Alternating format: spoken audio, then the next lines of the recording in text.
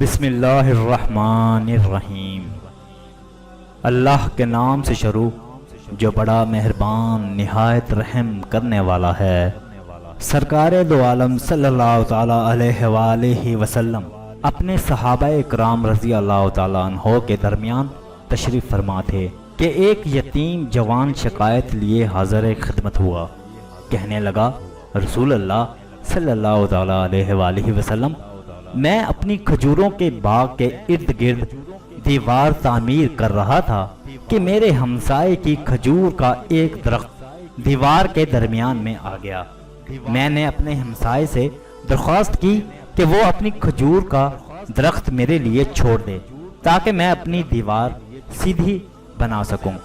اس نے دینے سے انکار کیا تو میں نے اس کھجور کے درخت کو خریدنے کی پیشکش کر ڈالی۔ میرے ہمسائے نے مجھے کھجور کا درخت بیچنے سے بھی انکار کر دیا۔ سرکار صلی اللہ تعالیٰ علیہ وآلہ وسلم نے اس نوجوان کے ہمسائے کو بلاوا بھیجا۔ ہمسایہ حاضر ہوا تو آپ صلی اللہ تعالیٰ علیہ وآلہ وسلم نے اسے نوجوان کی شکایت سنائی، جس سے اس نے تسلیم کیا کہ واقعتاً ایسا ہی ہوا ہے۔ آپ صلی اللہ تعالیٰ علیہ وآلہ وسلم نے اسے فرمایا کہ تم اپنی کھجور کا درخت اس نوجوان کے لیے چھوڑ دو یا اس درخت کو نوجوان کے ہاتھوں فروخت کر دو اور قیمت لے لو۔ اس آدمی نے دونوں حالتوں میں انکار کیا۔ آپ صلی اللہ تعالیٰ علیہ وآلہ وسلم نے اپنی بات کو ایک بار پھر دہرایا، کھجور کا درخت اس نوجوان کو فروخت کر کے پیسے بھی وصول کر لو اور تمہیں جنت میں بھی ایک عظیم الشان کھجور کا درخت ملے گا جس کے سائے کی طوالت میں 100 سال تک چلتا رہے گا۔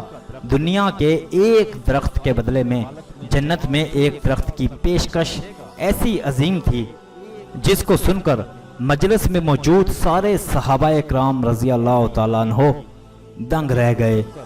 سب یہی سوچ رہے تھے کہ ایسا شخص جو جنت میں ایسے عظیم الشان درخت کا مالک ہو کیسے جنت سے محروم ہو کر دوزخ میں جائے گا۔ مگر وائے قسمت کہ دنیاوی مال و متاع کی لالچ اور طمع آڑے آ گئی اور اس شخص نے اپنا کھجور کا درخت بیچنے سے انکار کر دیا۔ مجلس میں موجود ایک صحابی ابا الدہدہ آگے بڑھے اور حضور اکرم صلی اللہ تعالیٰ علیہ وآلہ وسلم سے عرض کی، یا رسول اللہ صلی اللہ تعالیٰ علیہ وآلہ وسلم، اگر میں کسی طرح وہ درخت خرید کر اس نوجوان کو دے دوں تو کیا مجھے جنت کا وہ درخت ملے گا؟ آپ صلی اللہ تعالیٰ علیہ وآلہ وسلم نے جواب دیا، ہاں تمہیں بھی وہ درخت ملے گا۔ ابو الدہدہ اس آدمی کی طرف پلٹے اور اس سے پوچھا، میرے کھجوروں کے باغ کو جانتے ہو؟ اس آدمی نے فوراً جواب دیا، جی کیوں نہیں، مدینے کا کون سا ایسا شخص ہے جو ابو الدہدہ کے 600 کھجوروں کے باغ کو نہ جانتا ہو؟ ایسا باغ جس کے اندر ہی ایک محل تعمیر کیا گیا ہے، باغ میں میٹھے پانی کا ایک کنواں اور باغ کے ارد گرد تعمیر خوبصورت اور نمایاں دیوار دور ہی سے نظر آتی ہے۔ مدینہ کے سارے تاجر آپ کے باغ کی اعلیٰ اقسام کی کھجوروں کو کھانے اور خریدنے کے انتظار میں رہتے ہیں۔ ابو الدہدہ نے اس شخص کی بات کو مکمل ہونے پر کہا، تو پھر کیا تم اپنے اس کھجور کے ایک درخت کو میرے سارے باغ، محل، کنواں اور اس خوبصورت دیوار کے بدلے میں فروخت کرتے ہو؟ اس شخص نے غیر یقینی سے سرکار دو عالم صلی اللہ تعالیٰ علیہ وآلہ وسلم کی طرف دیکھا کہ کیا عقل مانتی ہے کہ ایک کھجور کے بدلے میں اسے ابو الدہدہ کے 600 کھجوروں کے باغ کا قبضہ بھی مل پائے گا یا نہیں۔ معاملہ تو ہر لحاظ سے فائدہ مند نظر آ رہا تھا۔ حضور اکرم صلی اللہ تعالیٰ علیہ وآلہ وسلم اور مجلس میں موجود صحابہ اکرام رضی اللہ تعالیٰ عنہ نے گواہی دی اور معاملہ طے پا گیا۔ ابو الدہدہ نے خوشی سے حضور اکرم صلی اللہ تعالیٰ علیہ وآلہ وسلم کو دیکھا اور سوال کیا، یا رسول اللہ صلی اللہ تعالیٰ علیہ وآلہ وسلم، جنت میں میرا ایک کھجور کا درخت پکا ہو گیا نا؟ آپ صلی اللہ تعالیٰ علیہ وآلہ وسلم نے فرمایا، نہیں۔